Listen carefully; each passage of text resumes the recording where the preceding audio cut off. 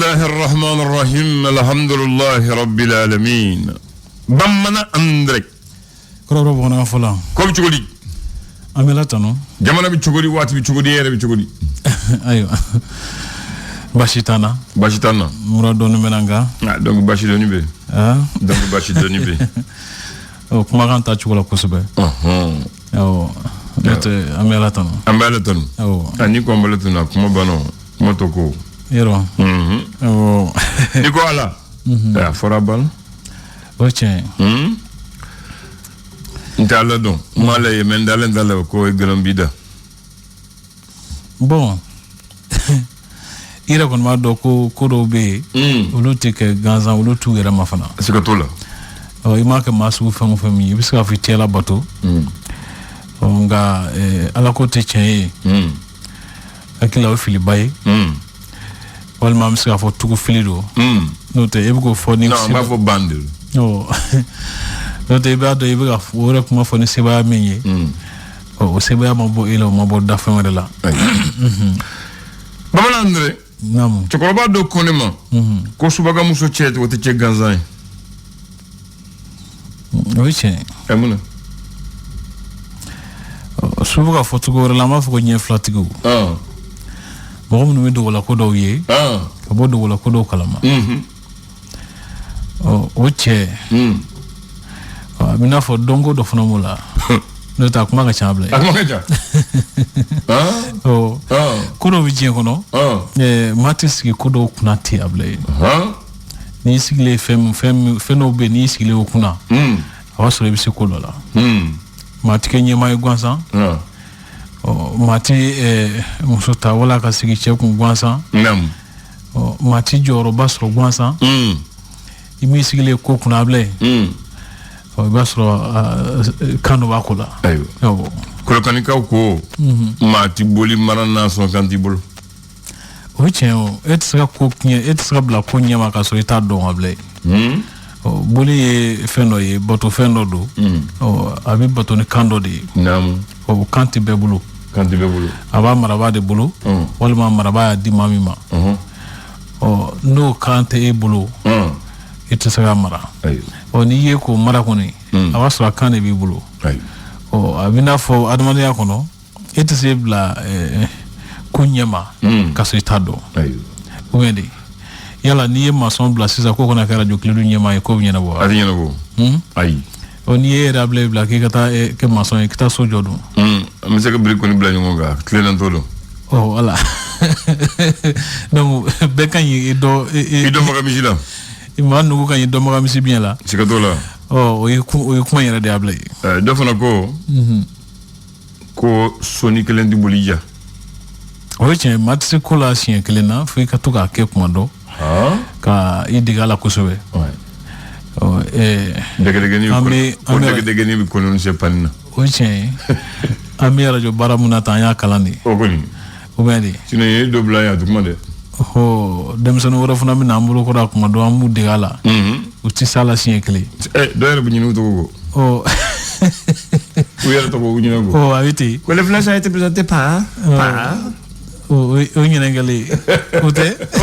ko clienti mase ko asikatola abina foti bolis fomo kile oti bolija azaja o ko clienti mase ko lable asikatola figa to ka siga kanga cheya no kare bisala ngoni ayo bismillah able be jumaye écoutez avril kalo kle temps ani nani do samba fla ani mugani saba woni ga jate joli am singolo kalo la singolo le joli am mugani saba la mugani saba ci abana ba c'est nanda tele ala dable ñeere ka tele ema dugu jere sa jamu ne verla ñeere ka tele cera jega tele amido gafo ko gafo to ko muye mali d'aujourd'hui ko bi mali ci ko deji bi mali ko Issa Sidibé ni ale Bamako senandola ci ko ñamugo baye est-ce que mer danga rete fana communication mer danga do communication la aya sementia ka foko ni ye bavie tureka barakelo mbele jele jatemne aka sarati folo kono ko abesigi kambo sarati flana no fe ablandan ka sementia fana ka foko Mali war ko sɛgɛsɛgɛla ba n'o ye bureau du vérificateur général ye ani ruku ni dungo juga kɛlɛli bɛ bolo min kan o ko tasibila kɛrɛnkɛrɛnnen ko ka kɛ Sama Amadu Babiye a ko siratigɛla sabula k'a ka cɛsiri bonyana kosɛbɛ min bɛ tali kɛ o MH officier malien de l'habitat o ko ɲɛnabɔkulu min bɛ wele ko conseil d'administration o maa kura minnu kan ka sugandi Ablaye ko i b'a ye k'a fɔ ko ɲɛmɔgɔba min bɛ sisan ni o ye Isa Seydou Sissoko ye k'ale ye ɲɛfɔli dɔw kɛ min b'a to mɔgɔw bɛ se ka faamuyali sɔrɔ a ko la cogo min na ka sɛbɛntiya k'a fɔ ko UNTM bɛ to ka baarakɛlaw tɔgɔla don ɲɛnamaya san o san ka ginda bonya ko ɲinan ta in na k'u tɛna na gindanba kɛ sabula k'u tɛna défilé kɛ wa k'u tɛna fini bɔ ɲina sɛgɛn b'u la sɛgɛn don Ablaye parce que ginda ni fana fɛn b'a la dɛ waribɔ b'a la waribɔ b'a la nka UNTM ta na kɛ sɛgɛn ye wa ayiwa nka a ɲɛmaw tulo b'an kana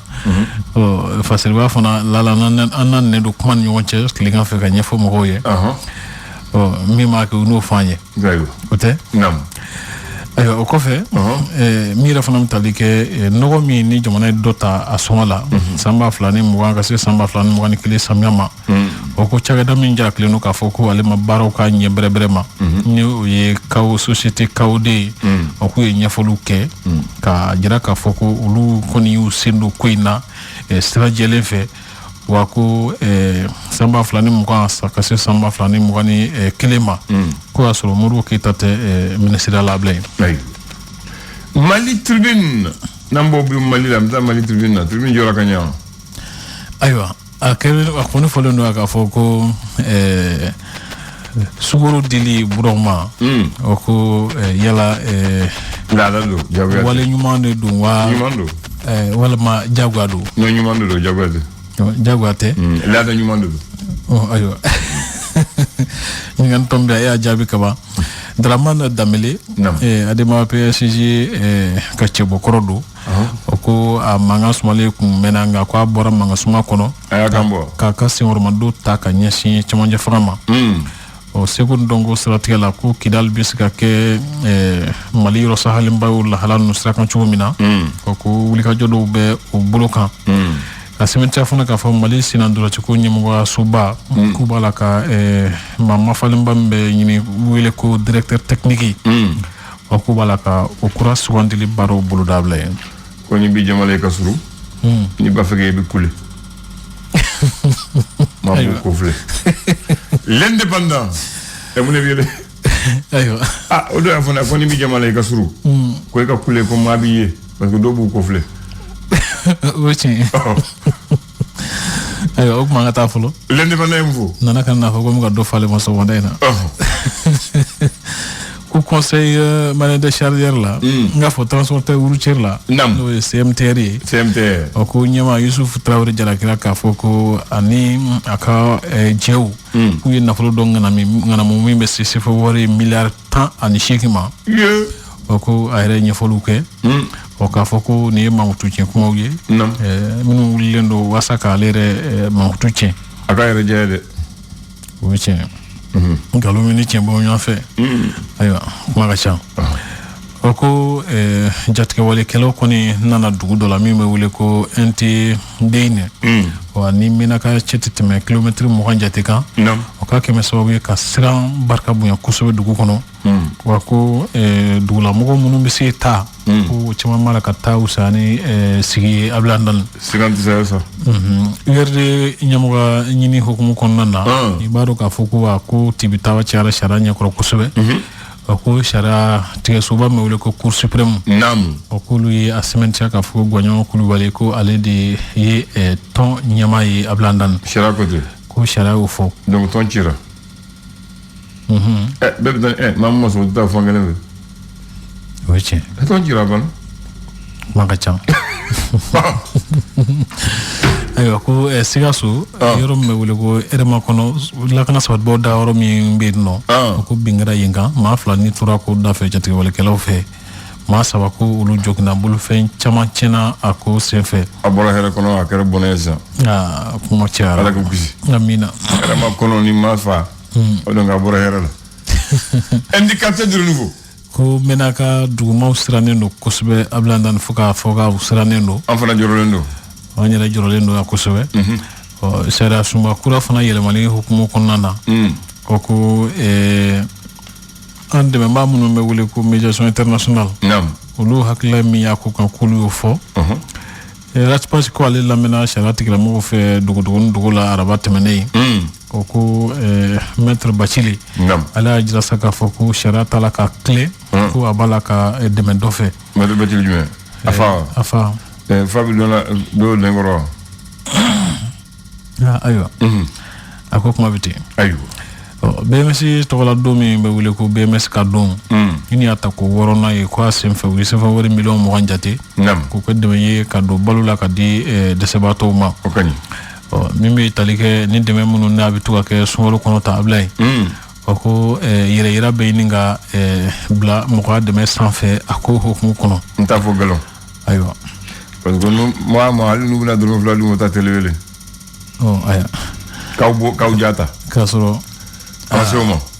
ko ni bɛ ɲuman kɛ i b'a di dɔgɔ la olu ta non seulement u ta radio wele u ta télé wele kuma ka ca bɛɛ n'i ka dɛmɛ kɛcogo don n'o tɛ a kɛcogo ɲuman kuma ka ca olu ta dɛmɛ ɲini dɛ olu ta ye tɔgɔ ɲini de tɔgɔ ɲini de don an ka tiɲɛ fɔ ɲɔgɔn ye o kuma an ka jateminɛ jɛntonba ɲɛmaaba Antonio Guterres k'a ye dantigɛli sɛbɛn dɔ bɔ sɛbɛn min kɔnɔna na a jira k'a fɔ ko Mali jamana b'a la ka sendɛnya ko caman sigi sen kan walasa min b'a to kalataw bɛ se ka kɛ cogo min na waati nataw la o ko mɔgɔw tɔgɔ sɛbɛn ni bunatigɛ sɛbɛn kura ɲinini hukumu kɔnɔ n'o ye carte nationale d'identité biométrique o b'a bila ko kidalikaw b'a la ka a ko makɔnɔ halisa l'essor kumana a ko di o ko fɛɛrɛ kura dɔw b'a la ka tigɛ lakanako la taabolo minnu bɛ yen nɔ sisan k'a bɛɛ lajɛlen fɛsɛfɛsɛ minnu ka ɲi minnu man ɲi o ka a ko ɲɛnabɔ ka ɲɛ o ko tɔnsigiba min ni a baaraw bɛ sen na conseil national o ko ale b'a la ka a ko bɛɛ lajɛlen fɛsɛfɛsɛ min ɲɛmaaya bɛ jamana marabagajɛkulu ɲɛmɔgɔ bolo ni o ye Dr Choguel Kokala Mayiga ye ka sɛbɛntiya fana k'a fɔ ko sunkalo hukumu kɔnɔna na ko tamaro nafa ka bon kosɛbɛ esɔr mɔgɔw kumalen don o taabolo kan Sikaso ko maa dɔw ni tora jatigɛwale binkanni na RMA kɔnɔ bololadolaci n'o ye basketball ale hukumu kɔnɔ o ko Yusufa Sinatar club de Kidal kan ka ɲɔgɔn sɔrɔ k'a bɛ sɔn ka kɛ ɲɔgɔn kunbɛ dumanba ye abila ye le fondement ala sɛbɛntiya k'a fɔ ko ministre Amadou Keita ni ale bɛ sanfɛkalan ko kunna o k'a ye cɛsiri caman kɛ walasa min b'a to kalanko in bɛ se ka fɛsɛfɛsɛ fiɲɛ minnu b'a la olu ka bɔ a la cogo min na o kɔfɛ kangaba cercle kɔnɔ ala ye ko damanda baarakɛla mɔgɔ 10 jate minnu tɛ malidenw ye o ko tɛgɛ dar'olu kan k'a fɔ k'u b'a la ka sanu bɔ k'a sɔrɔ a kɛcogo man ɲi ko rasibasi ka jugement kɛra k'a sɔrɔ a dɛmɛ a lafasabaw n'o ye avocat ye olu tɛ kɛnɛ kan ko kiiri tigilamaw ye pereperilatigɛ dɔw di Musa Mara fana ye a hakilila fɔ sariya suma kura gafe in kan i b'a ye fana k'a fɔ ko yarawali o k'olu fana ye dɛmɛ dɔw di suntigɛ hukumu kɔnɔna na silamɛw b'a bila yen ne jumɛn reflet d'Afrique ala sɛmɛntiya k'a fɔ ko faso ka baarakɛlaw cɛma k'u ye sɛgɛsɛgɛli dɔw kɛ a nana ye k'a fɔ ko baarakɛla dɔw bɛ yen nɔ olu bɛ minfɛn min kojugu a bɛ nani f'u bɛ fili u yɛrɛ ma o man ɲi dɛ des fonctionnaires sous l'art o kɔni man ɲi o ye min damatɛmɛ ye dɛ il faut k'i yɛrɛ min o man ɲi ayiwa kuma y'o ye min yɛrɛ fana bɛ tali kɛ sariya ye latigɛ dɔ ta cour suprême kɛrɛnkɛrɛnnenya na k'a ɲɛsin faso ka baarakɛla 25 ma o ko jamana t'a la ka a sariya lawaleya o ko maa 25 in kɔni a ɲini Dr Choguel Kokala Mayiga fɛ ko a ka sariya bila a minɛn kɔnɔ i b'a ye fana k'a fɔ ko balofɛnw sɔngɔ gɛlɛyali hukumu kɔnɔ o ko Kucala jagokɛlaw ni Mopti jagokɛlaw a bɛ ko olu fana ye fɛɛrɛ dɔw tigɛ a ko kama sɔgɔmada la kunnafoni teli kumaba ye nin ye tubarikala n y'o minɛ k'a datugu i bɛ Gabriel Touré dɔn kɛnɛyasoba min ni maa b'a fɔ k'a bɛ Bamakɔ ka fanba kunbɛn est-ce que tu bon tu manges là ça non bon tu manges là alors ni ma kuru café il va to folo do ya li to lawe nazaro ba jo wat mino comme dispensaire indigène de ça va to ga kenaso indigène hein ou de ça va to ga kenaso les indigènes avec tu vas butu mara ou wele indigène mo ke na mbambo tu vas butu mo wele indigène ya va moi allez des docteurs Ouyadio Watumina, on l'appelle dispensaire indigène. Après, c'est devenu dispensaire l'assistance médicale indigène. Allez, après Ouyabola, il y a que dispensaire central en 1951. Mais tu vois Ouyadio en 1921. Ouyabola que dispensaire central à 51. Maintenant, 2000, tu vois Ouyadio, Hakina Mumbula. Le dispensaire était réservé aux indigènes. Donc, Ouyadio, le camarabaga mouya moke, ko loué utanu pour que vous soyez frappé. À Dior Domina Watimina, il y avait 3 pavillons. Séparés, pouvant hospitaliser 60 malades. Vous avez un bureau de Monsieur Daï. Accueillir 12 femmes enceintes. Monsieur Konoma Tanifla. En 1931, qu'a fonctionné Watimina, c'était composé de un médecin, un assistant médical indigène, un médecin auxiliaire indigène, un médecin médecin auxiliaire indigène, Farafin docteur, une sage-femme. Les consultations étaient gratuites. Elles sont devenues payantes en 1923. Donc, Gabriel Touré Damne no chobara chogoy. Mais bi, en docteur Sobel Belbado, allez nous. Ah, bi, machama kumbe. Ah, machama kumbe. Voilà. Donc, en bouphobie. Gabriel Touré, nous les retards en bois, ou si que tu as fleni. Ou si tu as tabarakala. Mais il y a que, il y a deux montos la fana mophobie, mais dans la bouphobie. Gabriel Touré joint. Gabriel Touré, mais dans docteur mi to la ta. Voilà, non, amna fo lu fane. Ma fo diche. Ala ka dona irana. Man tu ka fo jara. Mulam na bajamdo. Ah tabarakallah. Kambe. Kambe. Le flash. Le flash d'information avec la rédaction de Clédou Info.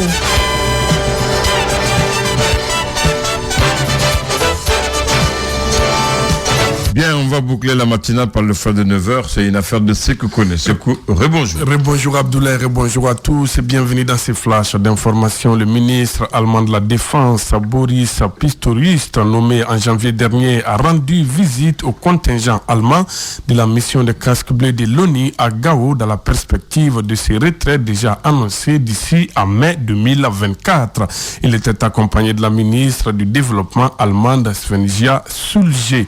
Chaque trimestre, et conformément aux dispositions de la résolution 2640 portant mandat de la MINUSMA, le secrétaire général des Nations Unies a rendu public son rapport sur la situation du Mali couvrant la période de janvier à mars 2023, traitant diverses questions telles que la situation sociopolitique du pays, la mise en place, sinon la mise en œuvre de l'accord, la situation sécuritaire, les défis opérationnels de la MINUSMA et la situation des droits de l'homme et humanitaires. Ces derniers points ne fait pas consensus entre la mission des Nations Unies et le gouvernement de la transition du Mali comme dans les précédents rapports. 4e session ordinaire du Conseil d'orientation de la Fondation pour la solidarité. C'était ce jeudi au ministère de la Santé et du Développement social. À l'ordre du jour, l'examen et validation du rapport d'activité et situation d'exécution du budget 2022 ainsi que l'analyse du projet de programme et de budget 2023. Et remise de fournitures en intrants et petits équipements pour le prélèvement, l'emballage et le transport des échantillons des laboratoires à l'Institut national de santé publique. La cérémonie a eu lieu hier au sein de l'INSP. Cette donation est une initiative du projet détection et surveillance des maladies infectieuses IDDS avec l'appui financier de l'USAID. Une action qui s'inscrit dans le cadre de l'appui au gouvernement du Mali pour lutter contre le coronavirus. Actualité internationale au Burkina Faso, les autorités de transition décrètent la mobilisation générale pour faire face aux attaques djihadistes qui frappent le pays. Face à la situation sécuritaire à laquelle fait face le Burkina Faso, le salut de la nation repose sur un sursaut national de l'ensemble des filles et des fils du pays en vue de trouver une solution, a indiqué le gouvernement. Il y a 48 ans, le Liban basculait dans la guerre le 13 avril 1975. 2 attentats contre les partis chrétiens Kataïba et les Palestiniens marquèrent le début du conflit qui aura duré 15 ans et fit entre 150 et 250 000 morts. À Beyrouth, les bâtiments portent encore les marques de cette guerre. L'Inde devrait devenir d'ici la fin du mois le pays le plus peuplé du monde, avec près d'1,5 milliard d'habitants. Mais comment nourrir toute cette population? Avec la même surface agricole, le pays va-t-il pouvoir assurer son autosuffisance alimentaire? Aujourd'hui, des millions d'Indiens souffrent déjà de la faim. Enfin, sport football, le choc de la 14e journée du championnat national de Ligue 1 n'a pas connu de vainqueur ce jeudi à Koulikoro. Le stade malien et l'AS Real de Bamako ont fait match nul 0 partout au stade Mamadou Diarra H. La journée se poursuit cet après-midi, toujours à Koulikoro, avec la rencontre LCBA-COB à partir de 16h. Voilà, c'est tout pour ce flash d'informations présenté par Sekou Kone, mise en onde Abdoulaye Andandite. Merci à vous de l'avoir suivi. L'info revient sur Clédou à 10h. Merci de l'avoir présenté. Excellente journée à toi. Bonne prière et que Dieu sauve le Mali. Amen. Partagez les valeurs du Ramadan